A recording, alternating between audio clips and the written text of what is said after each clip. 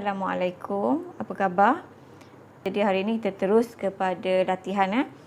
Macam biasalah kita guna modul matematik kita ni.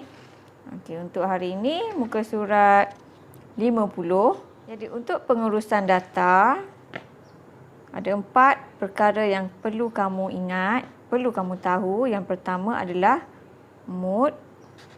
Yang kedua, median. Yang ketiga, julat. Dan yang keempat, min. Cikgu harap kamu dah kuasai keempat-empat subtopik ini. Soalan nombor 1. Rajah menunjukkan carta palang bagi perbelanjaan bulanan Rahmat dalam 4 bulan tertentu. Kita perhatikan carta palang yang diberi. Okey, dan soalan ni diberitahu perbelanjaan. Jadi ini yang kita akan perhatikan kejap lagi. Bulan Januari, Februari, Mac dan April. Kalau kita tengok di sini, dia punya perbelanjaan tu dia tak tulis penuh.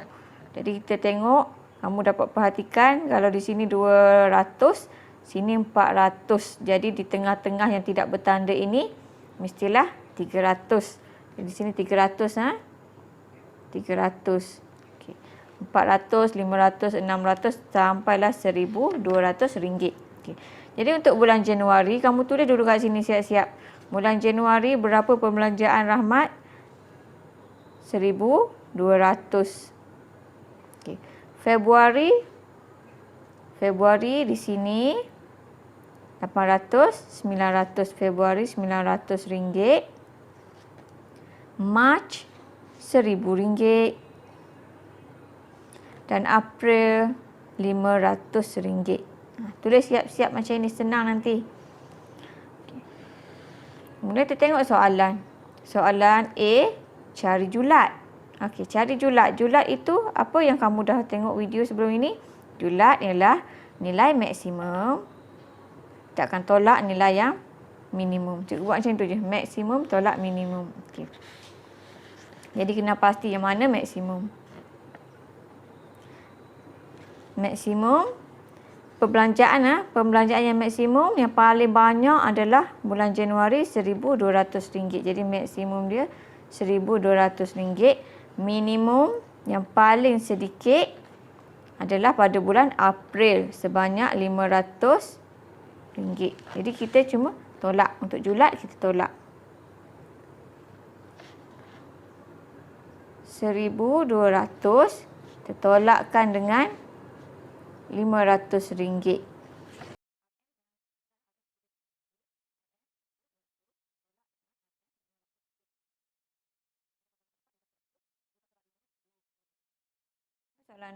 Soalan B. Berapakah jumlah perbelanjaan Rahmat dalam keempat-empat bulan itu? Jumlah perbelanjaan. Bila jumlah perbelanjaan, jumlah maksudnya kena tambah. Tambah semua belanja Cik Rahmat tu. Jadi berapa yang dia belanja bulan Januari sehingga bulan April. Januari RM1,200 tambahkan dengan Februari RM900 tambah lagi Mac RM1,000 tambah dengan April RM500. Tambah saja.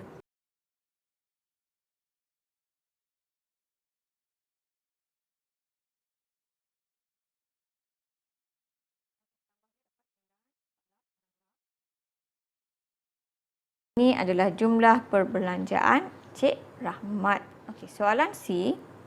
Gaji Rahmat ialah RM1,950 sebulan. Hitung baki wang Rahmat dalam keempat-empat bulan itu. Jadi, gaji Rahmat RM1,950 satu bulan. Itu gaji dia berapa bulan? Dalam rajah ada berapa bulan? 4 bulan. Jadi kita akan hitung dahulu jumlah gaji Rahmat dalam masa 4 bulan. Jadi yang sebulan, ini sebulan, kita darab dengan 4 bulan. Berapa gaji dia?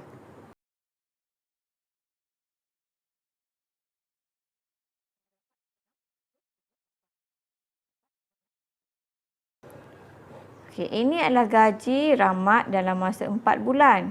Okey, sekarang soalannya, hitung baki wang Rahmat dalam keempat bulan itu. Jadi bila nak baki itu, yang gaji 4 bulan dia ni tolak dengan yang dia belanja. Ni gaji, yang ini yang dia belanja. Jadi kita tolak saja.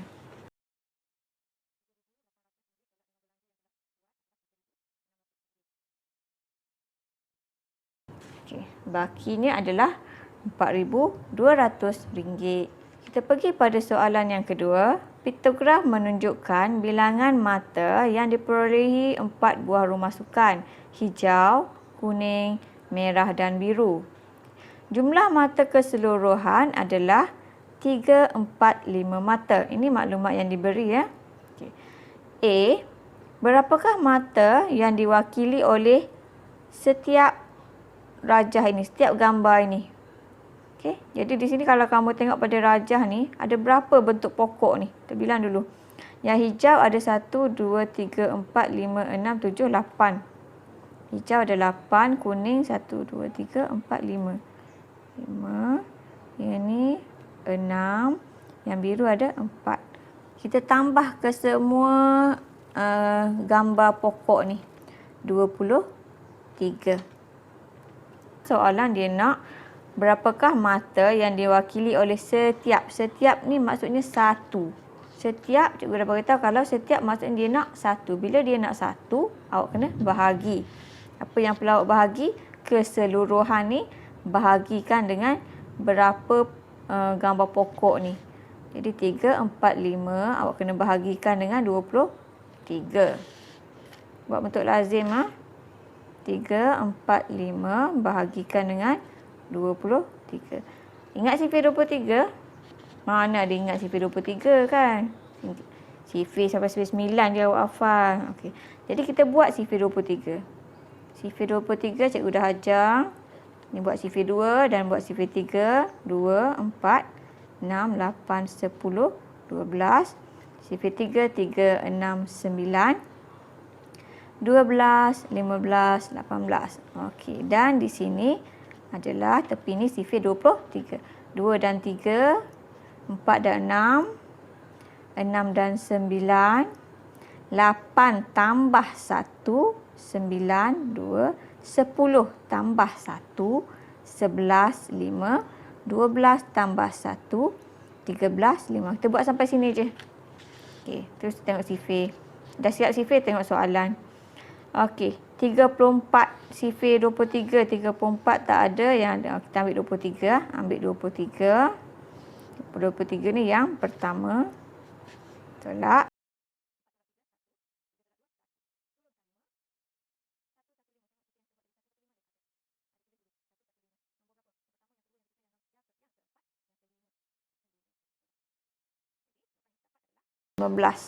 Sama dengan 15. Satu pokok itu mewakili 15.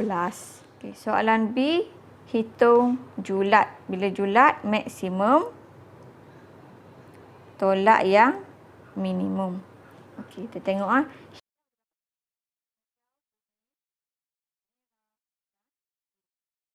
Satu pokok tadi, kita dah kira tadi, satu pokok mewakili 15 kan. Jadi hijaunya ada 8. 8 ni kena darab dengan 15.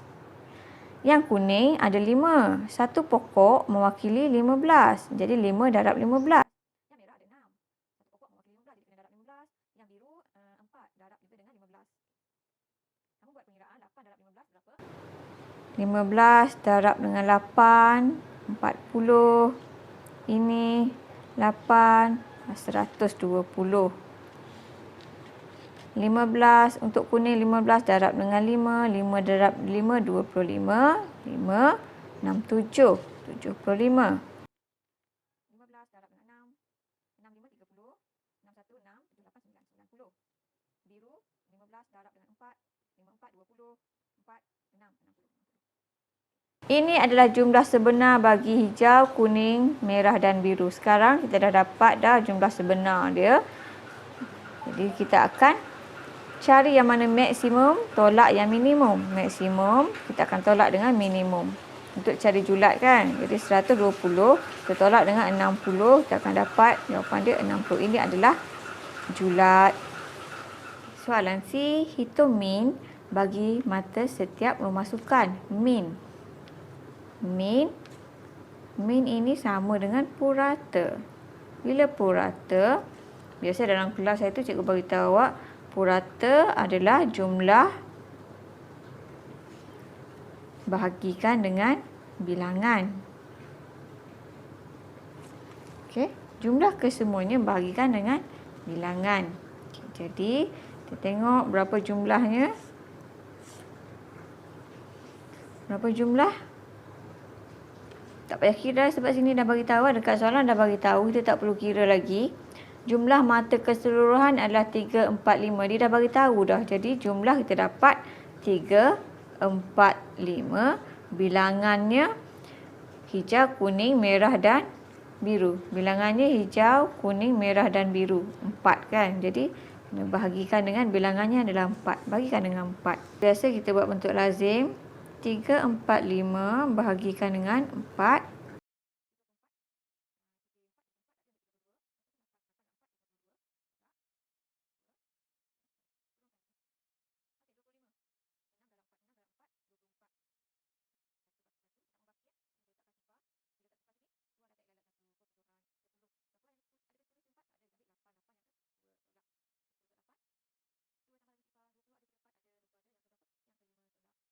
Jadi jawapannya adalah 86.25.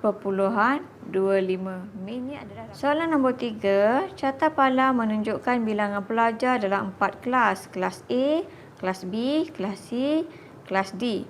Kalau kamu perhatikan tidak ada sebarang nombor di sini kan. Cuma petak-petak aja.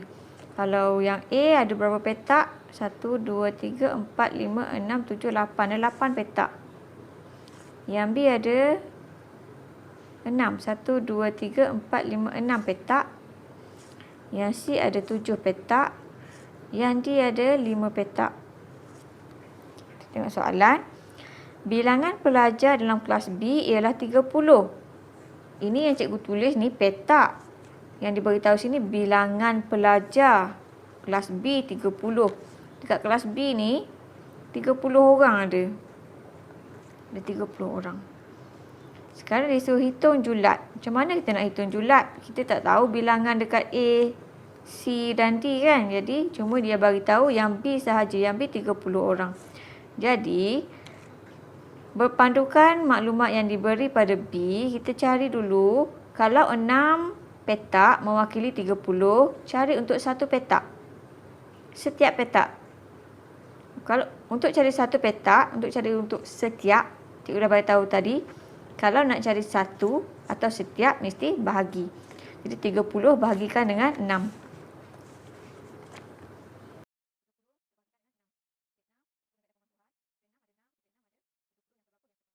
Satu petak ini mewakili 5. Satu petak mewakili 5. Okey. Jadi kalau bilangan yang A, 8 ni darabkan dengan 5. 8 darab 5 berapa? 40. 7 ni darabkan dengan 5, 35. 5 ni darabkan dengan 5, 25. Ini adalah bilangan. Yang ini adalah petak. Ini petak. Yang ini bilangan sebenar dalam setiap kelas. Dah dapat macam ini, barulah kita boleh hitung julat. Okay, sekarang kita hitung julat. Julat maksimum, paling tinggi, paling banyak tolak minimum. Paling sedikit. Yang mana paling banyak? 40. Jadi 40 yang paling banyak. Tolakkan yang paling sedikit. Yang paling sedikit adalah 25 kan? Okey, yang paling sedikit 25. Tolak je lah. Julatnya adalah 15. Soalan B, berapakah jumlah pelajar dalam keempat-empat kelas itu? Jumlah tambah pelajar. Jadi tambah sajalah. Kita dah kira tadi kan jumlah dia ni. Tambah aja. A 40 orang. Tambah B. Nampak?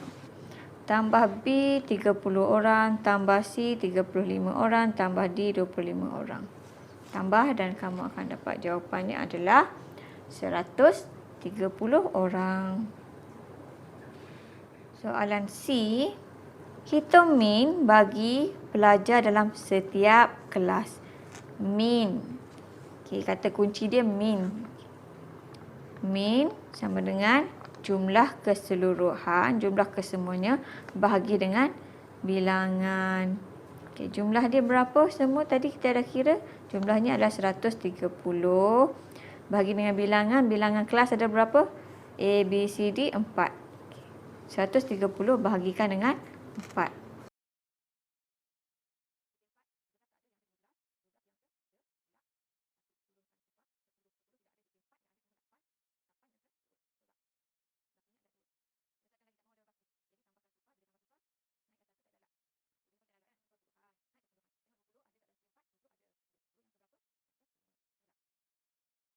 Min untuk soalan ini adalah 32.5. Soalan nombor 4, carta pai menunjukkan peratus penduduk mewakili 4 buah taman. 4 buah taman, peratus taman murni tidak ditunjukkan. Yang ini taman murni tak ada peratus. Jadi berapa peratus taman murni ni? Kita tengok dulu . Jadi bila yang macam ini bermaksud keseluruhan ini adalah 100%. Okey. Jadi 100%, Taman Jaya dah 20%. Ni 15%, 40%, cuma sini yang tak ada. Jadinya macam mana kamu nak buat? Okey, 100% tolak yang ni, tolak ini, tolak ini. Ataupun kamu boleh tambah dahulu kemudian tolak. Cikgu nak tambah dulu. Taman Jaya 20%, cikgu nak tambah lagi dengan 15% untuk desa, taman desa, dan 40% untuk taman raya. Bila tambah kesemuanya dapat 75%. Jadi tadi cikgu beritahu keseluruhannya 100% kan. Jadi 100% keseluruhannya tu tolak dengan 75% yang sudah ada. Tolak, kamu akan dapat jawapannya adalah 25%. 25% ni untuk taman murni. Okey, soalan B. Hitung bilangan penduduk taman raya. Okey, taman raya dia nak tahu bilangan penduduk taman raya. Yang 40 ni bukan bilangan penduduk. Yang 40 ini adalah peratus penduduk. Kita tak tahu berapa bilangan dia. Nak tahu berapa bilangan dia, okey, kita ambil peratus yang ada. 40% ini terdarabkan dengan jumlah keseluruhan penduduk. Keseluruhan penduduk ada 1,500. Kita akan selesaikan ni. Tak nampak. Selesaikan ini. 40% darabkan dengan 1,500. Jadi 40% 40 per 100 tukarkan kepada pecahan. Darab dengan 1,500. Okey. Yang mana sifar-sifar tu boleh potong. Yang tinggal sekarang 40 dan 15. 40 darabkan dengan 15. Okey, cikgu simpan dulu sifar ni. Cikgu suka simpan sifar. Jadi cikgu nak buat 15 darabkan dengan 4. Dapat 20, 4, 5, 6, 60. Ambil balik sifar yang cikgu simpan. Masuk balik sini. Jadi 600 orang. Soalan C, hitung perbezaan antara penduduk paling ramai berbanding penduduk paling sedikit. Okey, dia nak perbezaan yang paling ramai dan paling sedikit. Yang paling ramai, taman mana paling ramai? Taman Raya. Tulis dulu Taman Raya. 40% paling ramai. Paling sedikit adalah Taman Desa. Sebanyak 15%. Dia nak perbezaan dan dia nak tahu berapa bilangan. Okey, jadi kita tolak dahulu peratus ya, Taman Raya dan Taman Desa. 40%.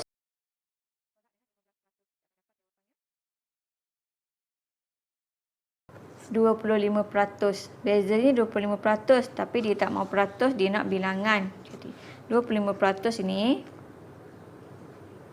kita akan darab dengan bilangan keseluruhan tadi 1,500. Jadi 25 tukarkan kepada pecahan 25 per 100. Darabkan dengan 1,500. Potong yang mana ada sifar, potong. Yang ini yang tinggal. Yang tinggal adalah 25 darab dengan 15.